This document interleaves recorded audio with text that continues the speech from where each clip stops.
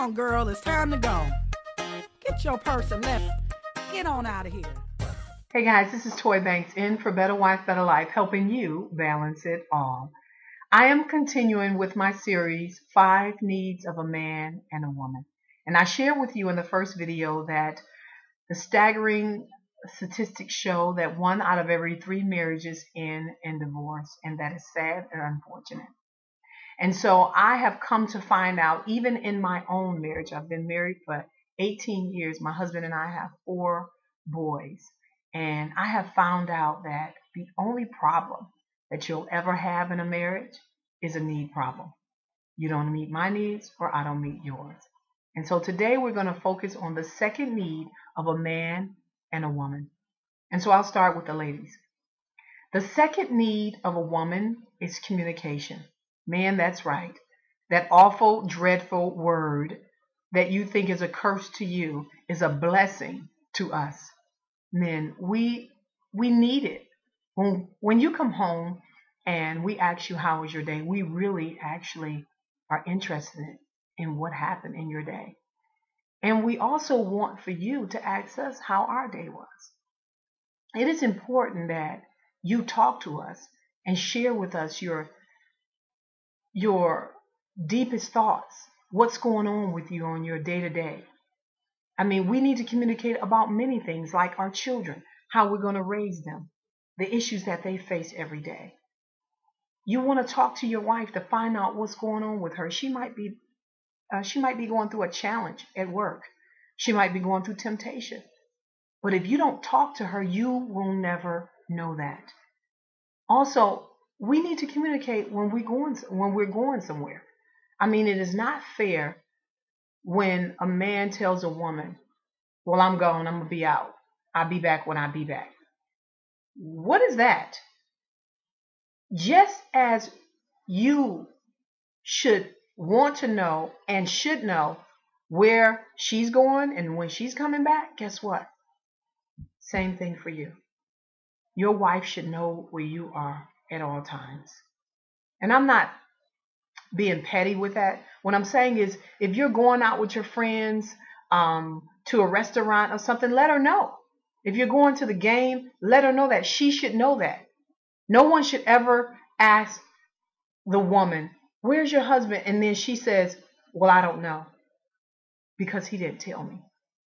It's rude and disrespectful for you not to share with her where you are going when you exit that home. It is out of respect. Now, if you want to be single, that's what you should have stayed single. Because once you get married, it's check-in time. I check in all the time with my husband, and I have no problem. And guess what? He checks in with me. I know where he is. He knows where I am. That's out of respect. And if I'm going to be longer than what I thought I was going to be, guess what? I pick up the phone and I let him know. Not because he's obsessive, but because I respect him and he respects me. And so we must communicate at all times. You know, I remember reading the story of Adam and Eve. And I saw this, and I don't know if you saw this, but Eve was communicating with the wrong person, and it destroyed her. Husbands, you need to know who your wife is communicating with. She might be communicating with the wrong person, and that may be the very reason why you have strife in your home, because of her girlfriend who's telling her the wrong thing, her single girlfriend that may be talking to her crazy, the man on her job that might be tempting her and communicating to her because you're not. It's time to talk to your wife. Find out her deepest thoughts. Find out what's going on with her. And when you do that, she feels that you love and care for her and that you're interested in her. So now, I'm going to move over to the second need of a man. And ladies, the second need of a man, that's right, it's sex. Sex, sex, and more sex.